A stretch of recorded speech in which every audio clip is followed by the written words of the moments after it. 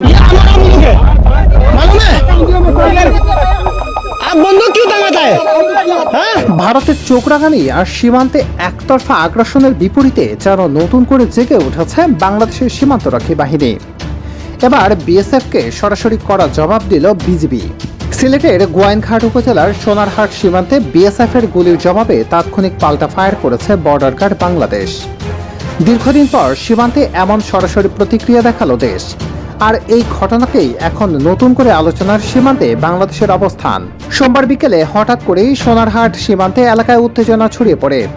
স্থানীয়দের ভাষ্যমতে আচমকা সীমান্তের ওপার থেকে গুলির শব্দ ভেসে আসে। মুহূর্তেই আতঙ্ক ছড়িয়ে পড়ে পুরো এলাকায়।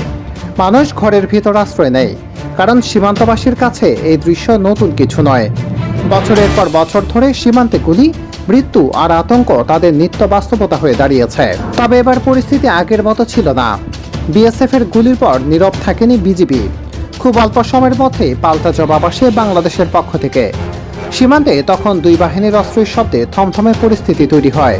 বিজিবি জানিয়েছে তাদের দৃঢ় ও পেশাদার পদক্ষেপে পরিস্থিতি দ্রুত নিয়ন্ত্রণে আসে। যদিও এ ঘটনায় পুরো হতাহতের খবর পাওয়া যায়নি, তবুও পুরো ঘটনায় স্পষ্ট হয়েছে সীমান্ত এবার আগের মতো একতরফা পরিস্থিতি মেনে নিতে রাজি নয় বাংলাদেশ। বছরের পর বছর সীমান্তে বাংলাদেশিদের মৃত্যুর ঘটনায় মানুষের ভেতরে ক্ষোভ জমেছিল। ফেলানি হত্যাকাণ্ড থেকে শুরু করে কুড়িগ্রাম, লালমনিরহাট, চাঁপাইনবাবগঞ্জ, নওগাঁ কিংবা ফেনী, একের পর এক ঘটনায় উঠেছে বিএসএফ এর গুলিতে বাংলাদেশিদের প্রাণহানির অভিযোগ। প্রতিবারই হয়েছে কূটনৈতিক প্রতিবাদ, পতাকা বৈঠক আর আশ্বাস। কিন্তু সীমান্তবাসীদের প্রশ্ন ছিল একটাই, শুধু বাংলাদেশিরাই কেন মরবে? সোনারহাটের ঘটনায় যেন সেই প্রশ্নেরই কঠোর জবাব দিয়েছে বিজিবি। সামাজিক যোগাযোগ মাধ্যমে এখন এই ঘটনাকে ঘিরে ব্যাপক আলোচনা চলছে। অনেকে বলছেন সীমান্তে এখন নতুন বার্তা দিল বাংলাদেশ। আর সেই বার্তা হচ্ছে সীমান্তে গুলি চললে জবাব আসতে পারে সঙ্গে সঙ্গেই।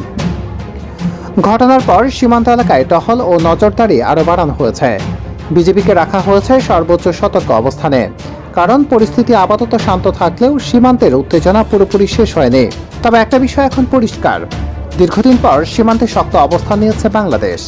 আর বিজিবির এই পাল্টা ফায়ার শুধু একটি সামাজিক প্রতিক্রিয়া নয়, এটি সীমান্তে বাংলাদেশের অবস্থান বদলের একটি বড় ইঙ্গিত হিসেবে দেখছেন অনেকেই।